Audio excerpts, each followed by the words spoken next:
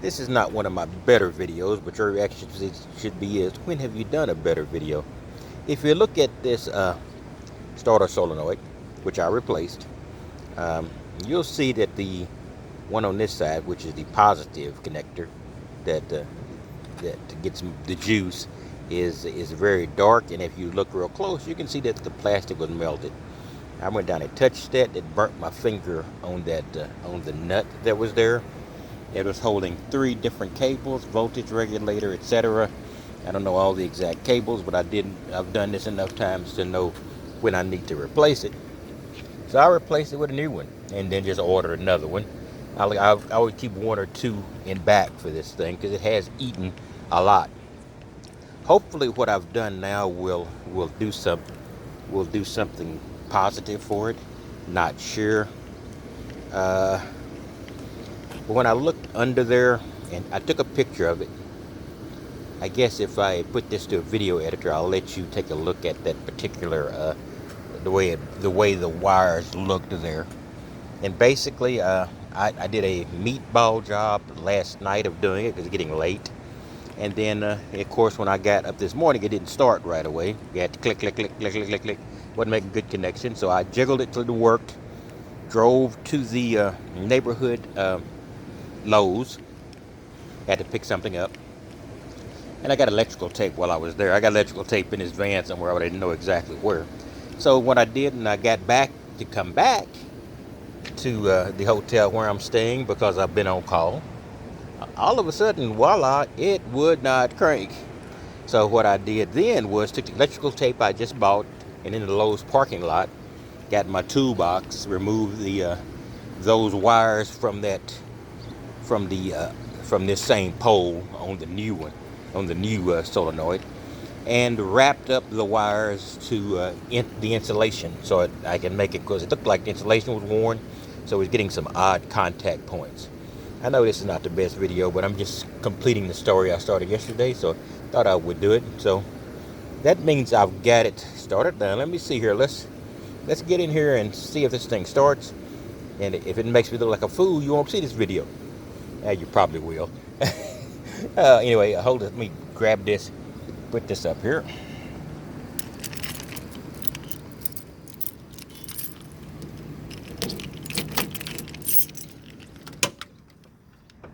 And get in the old van here. Yeah, it looks like hell in here. It always does. I got water on the floor. Where am I getting water from? We had some heavy-duty rain here. Anyway, I got to figure out where that water's coming in. Thinking about old vans. Everything is wrong with these old vans. Oh, man. Everything is always wrong. But it's something to do. So I got my lock in here like somebody wants to steal this thing. So I'm not going to be driving. I'm just going to start it. So I'm just going to pull it and then just do.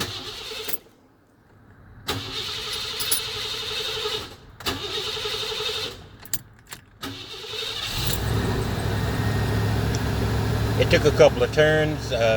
Most of the time when it's rained like it did today, I will click it on and let it hold for a while and let the fuel pump go for a while before I try to start it.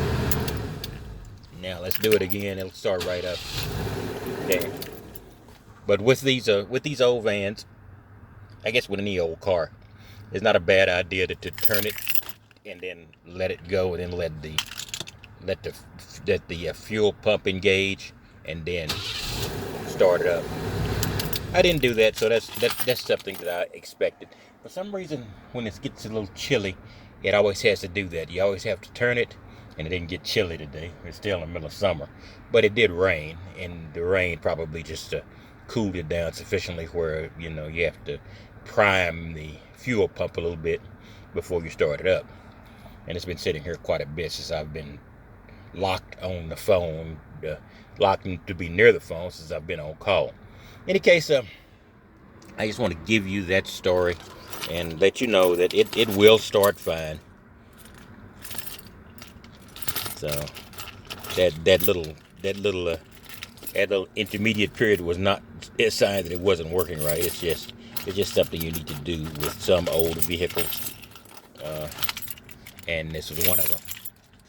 And I think especially old Fords. See.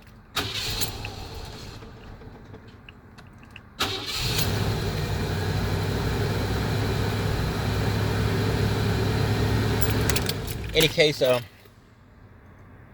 so I got it going now. I don't know if I've solved that problem where I drive it and then, I get in it and they won't have start later, and then I check the battery and it's 13 volts with the key turned off, 14.1 with the key turned on before I stop it, and then 13.0 to 12.9, which should be plenty of power to start it.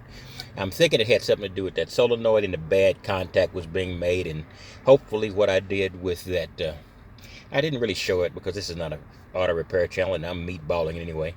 When I insulated it with that black tape, it appears to have solved the issue, at least for now.